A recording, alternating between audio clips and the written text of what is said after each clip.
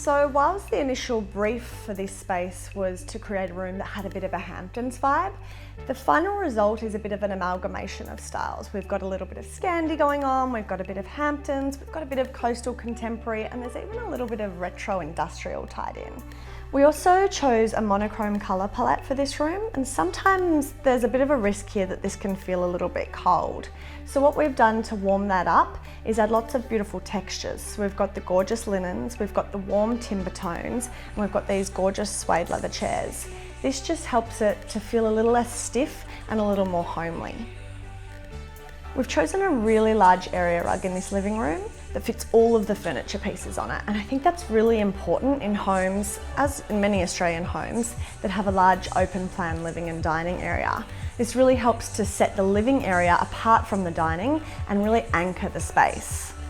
This particular rug is one of my favourites. It's got beautiful texture, but it's still a really durable weave, which makes it perfect for a high traffic area like the living room.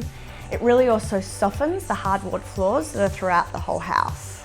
So greenery is a fantastic way to add life to your space, and actually really makes for a healthy home as well.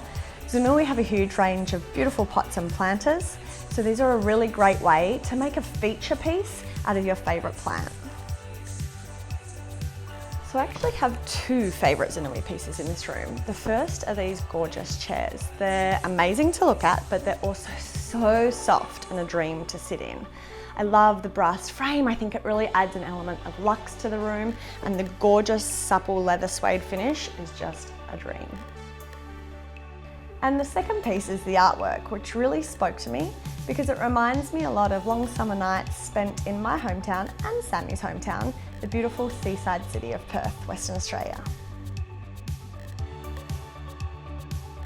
So architecturally, this space is really interesting, but it didn't come without its challenges. And these two weird little box-like things on either side of the bed really pushed me to think outside of the box as to what we could do with them. Sometimes in your home, you'll come across things that seem like a little bit of an obstacle, but we've turned these little nooks into reading spaces with lots of lovely cushions so that hopefully they can be enjoyed and not just dead space.